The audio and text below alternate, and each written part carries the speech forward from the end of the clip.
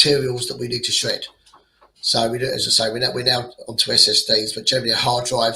I was having a conversation with someone last week who was ringing me up for my advice, saying I bought this lovely big shredder, and I can only do X amount of hard drives per hour. So we started discussing, and they literally didn't realise the difference between a PC hard drive, an enterprise drive, a 2.5 inch SSD. They just naturally assumed this thing was going to do 100 drives an hour. And after sort of going through 6 mil and so on and so forth, how long it would take, how many kilos I think they should expect per hour, and the different weights on and densities of the drives that we're trying to shred, they were sort of, expectations were higher. So let's talk about the mechanics for those who may not be familiar. Going to your engineering background, let's talk about what are the moving parts in a shredder. So all the shredding what's been done up till now has really been based around HDDs. So most of it is very dense. It's the bearing, which is the hardest bit of a hard drive. And as we've gone through the years, the drives have got bigger, denser, and harder to chew through. So what we're using in our shredders nowadays, or have done up till now, is very high torque and low speed, just to try to cut through the initial dense parts of a hard drive. So then obviously once we've cut through the denser parts and taken them down into smaller pieces, we can then start chopping away and trying to bring that down into particle sizes. But I mean, for instance, we did a job last year, which was a bit of an eye-opener, where we was going through, I think it was about 6 hard drives in an hour, and each hard drive, once you've obviously cut into it, every single platter had its own shelf inside the hard drive, so it was almost like a solid piece of metal.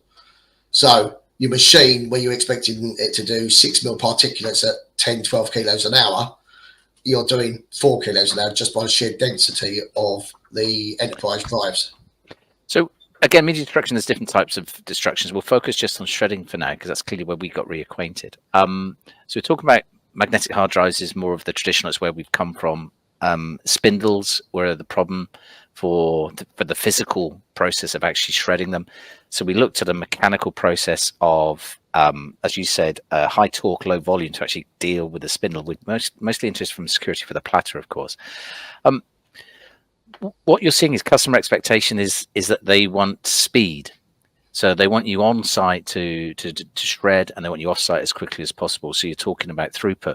Being realistic with a server drive, what can you shred? Not necessarily with your shredders as they are today, because I know you've just re-engineered them.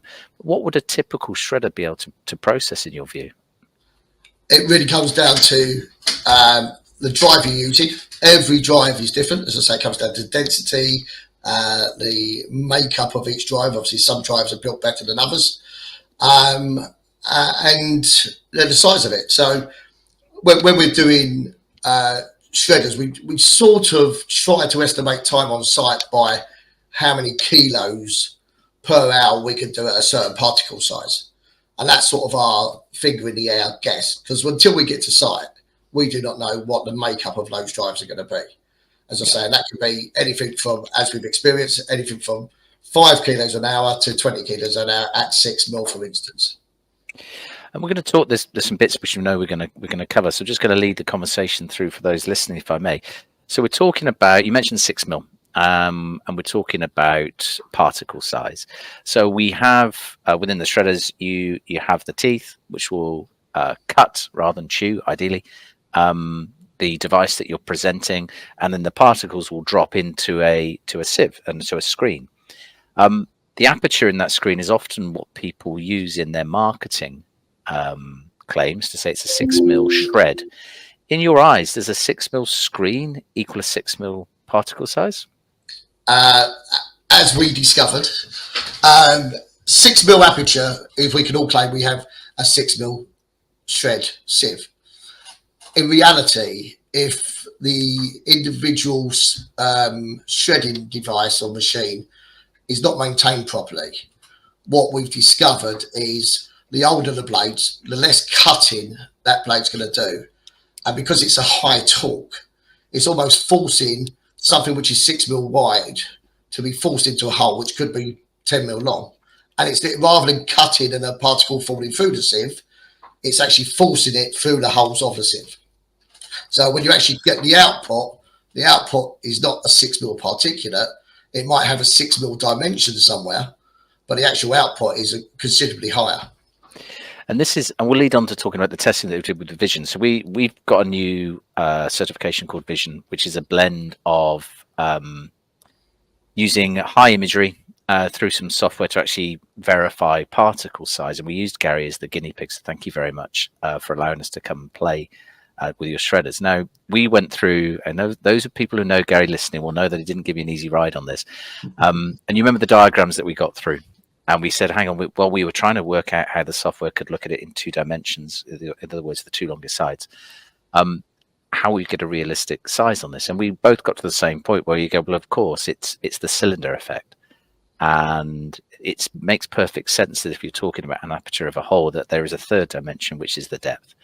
And what I've always struggled with, and your experience of doing this day in, day out for 10 plus years will probably carry more weight than mine, was how you could avoid having a longer particle size just due to the physical mechanics of how a shredder worked. And I always kind of didn't understand that. I mean, in your eyes, when people get approvals in this area, not just talking about Vision, but get approvals in this area, is it aperture size that they're verifying, or is it particle size, do you think? I think, including myself, up until we worked together on this, I would always advertise and sell our service based on the aperture size of the sieve, with it naivete. So if we're talking about, do we do a 6 mil sieve? Do we do a 6 mil shred? Yes, we use a 6 mil sieve, and what comes out has a 6 mil dimension to it. And you would hope the majority of them will come out with a small variation. But what we did find out is, because it is so slow, more particles which were reasonably long, I mean, we might say 10 mil, but were coming through because they were being forced. And we had a machine which only had 50 hours of cutting on, so our blades were quite fresh. So you can imagine a machine that's got 200-300 hours of cutting or of shredding, how blunt those surfaces are where they meet, where they cut. And it doesn't matter if you're not doing a particle size, you just put the strip shred through. That doesn't matter. But when we start getting to particle sizes, you want it cutting and you want it dropping through rather than forcing it through the hole. I think, just hopping back a little bit, I'm aware of time when we're talking about shredding specifically. Let's talk SSD for shredding, which is a different beast entirely, in my opinion, different technology. If you're looking at data recovery from a shredded magnetic hard drive, if the interface has been destroyed, which most physical destruction processes will destroy the interface, then you're talking at a platter level recovery, which is a reasonably high-end attack. SSD is slightly different. Now, the different architecture of that has caused some issues in the shredding sector. And I know particularly in the US there's some issues because they're still using larger shred. Have you seen more sophistication from customers asking for more precise shredding on solid state storage devices? The conversations there, I think what's come down to up till now is people haven't got the machine to do it. I've seen manufacturers out there claiming to have a 2 mil SSD shredding machine, and you read through the literature and their sieve is 3 mil. So it's like, how do you claim a 2 mil SSD shred when you've got a 3 mil sieve? And I think there's a lot of people out there claiming that they can do stuff which they can't do. Hence why you and I had a conversation to verify what I say is what we can do.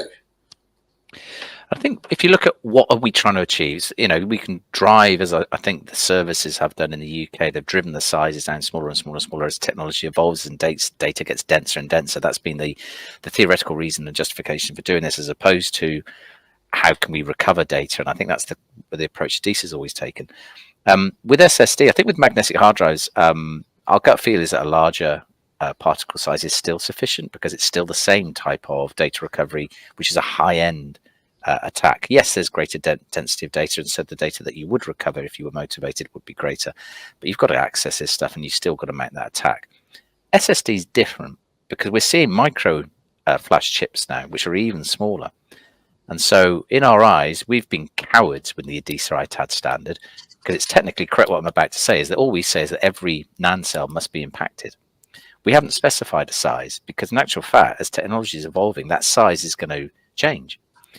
My gut feel is we used to be 6 mil on SSD, but my gut feel is that if you're aiming for SSD, it should probably be closer to 2.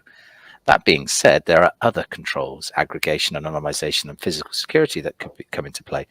So that's why at Adisa we're still saying just impact every NAND cell. Can we talk differently? I know it's not your subject matter necessarily, but let's talk other physical forms of destruction. There's a new standard in the States, IEEE 2883. It's the best sanitization standard that we've seen for a long time. It's, I guess, the older or the younger brother to NIST 888, and it's got an awful lot of really good stuff in there about logical sanitization. A very interesting change has been its removal of shredding as a viable form of physical destruction of media. So they've removed it. It's no longer, they view it as obsolete, which we at Adisa disagree with. And they recommend incineration amongst other things like pulverization and things like that.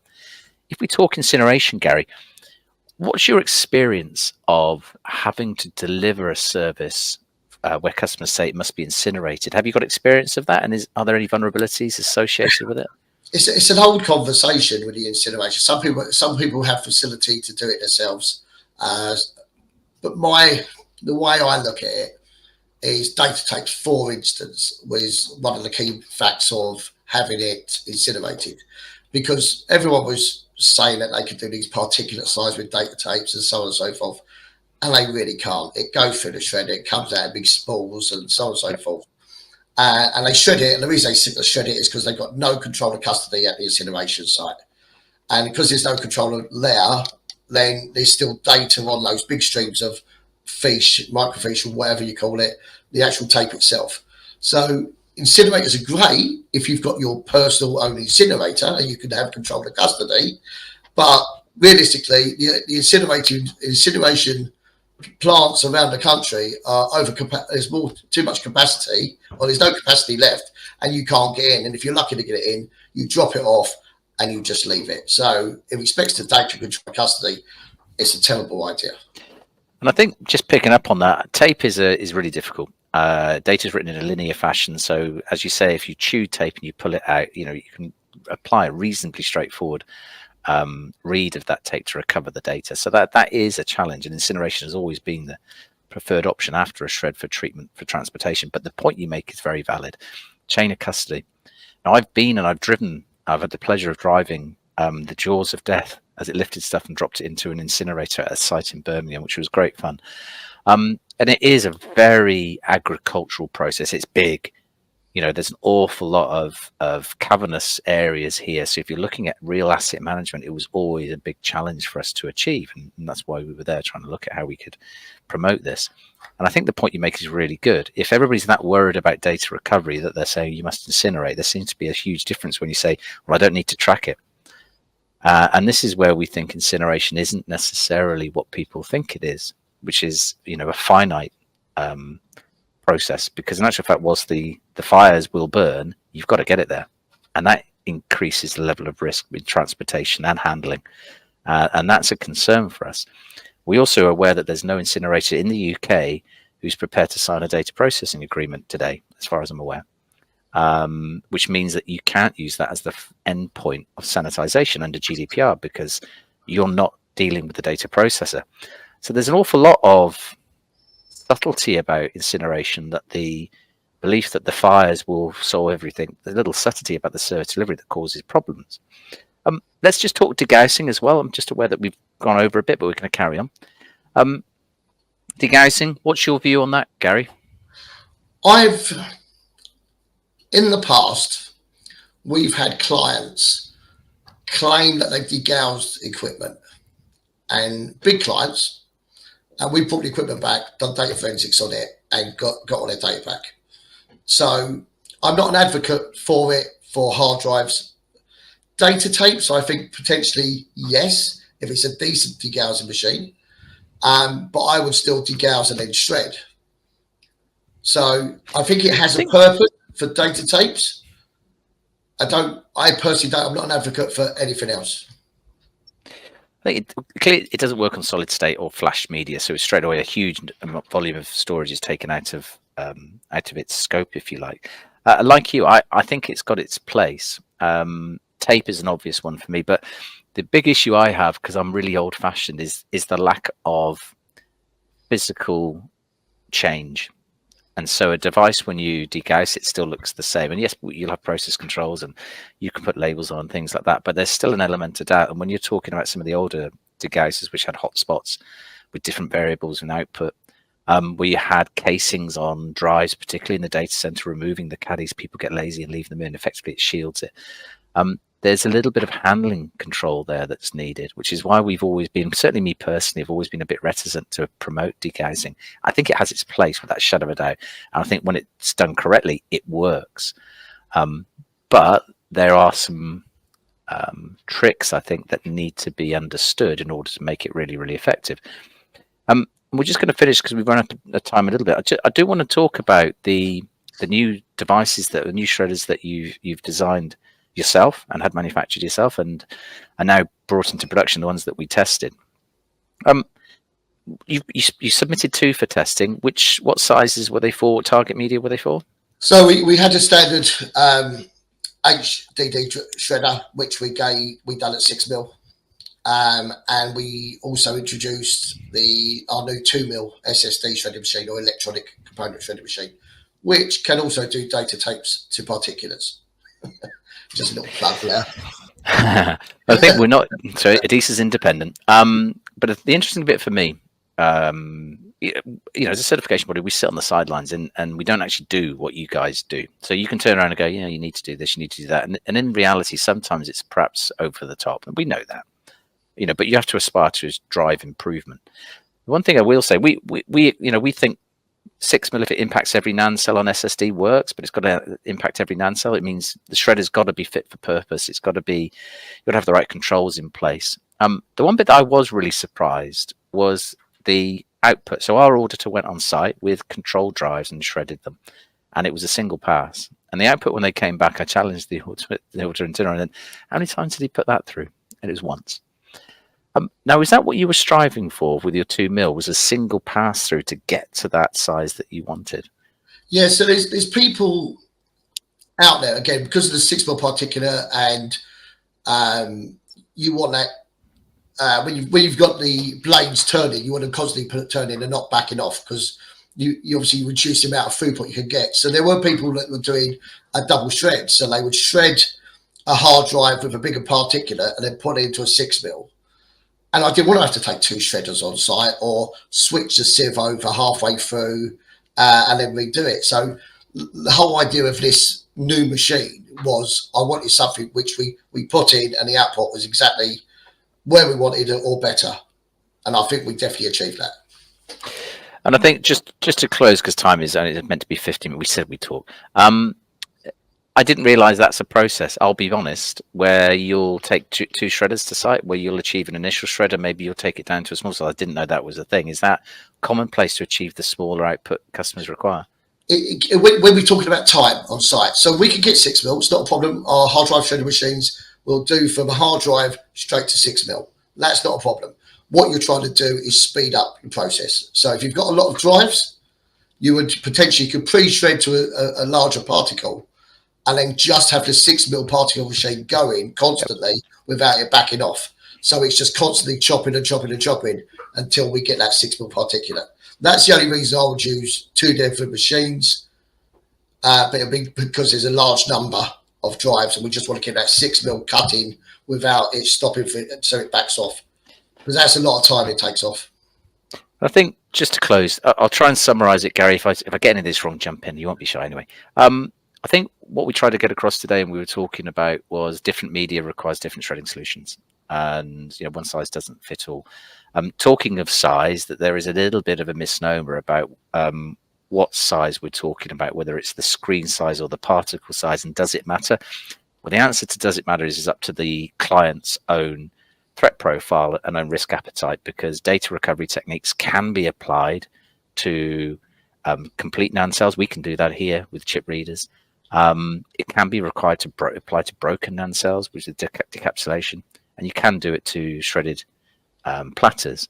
You have to look at likelihood there, and that's where the ITAD security controls come in place to stop access to this and make the likelihood of that attack really, really limited. The other bit which you mentioned, I've underlined, is maintenance, and there's nothing in the ADESA standard about maintenance of shredding equipment, but that strikes me as being critical. You talked about the number of hours your blades had to do its performance, and that's all about the output. And I think that's a really important thing to draw out from today as well, and also that there are other options for media sanitization, of course, physical destruction, I should say. Incineration is one that we're probably both a little bit reticent about. Degaussing, I think, as we both said, has its place, but again, there's some limitations on it. And it really is, if you're talking physical destruction, for confidence sake, it would be a physical deformation of the drive to ensure that you can see that the data has been impacted in the way that you want it to, as opposed to something where you're trusting a system or systemic control. It's definitely that visual part. So even if you wiped a hard drive on site and it failed to wipe, you would still want to deform it before you took it away from site. So even if you used a crusher or something, just as you say, the visualization of that drive to say that it can't just be spun up. Yeah, and I think that's important because there's processing that you can do. So degaussing, for example, and deforming can be used before a final process to restrict the likelihood of somebody grabbing a drive and accessing it in a simple way. We've gone over time. We knew we would. We're up to 20 minutes. But Gary Cosson, and I managed to find out how to correct your name as we were speaking as well. Apologies, it was my fault. Thank you, Gary. It's lovely to chat to you again. If you can stay on, we'll just wipe up at the end. Thank you, everybody, much. You will receive a link to this. We're going to do some editing and it'll go live. All the other ITAD M15s are available on the ADESA website. If you go on it, there's a link to the ITAD M15. There's 4 up there. Next month, I believe, because it's January, next month's going to be Orla, who's a data protection barrister. We're going to be talking about GDPR and GDPR certification schemes. Thanks, guys. Enjoy the rest of your January. Take care. Thanks, Dave.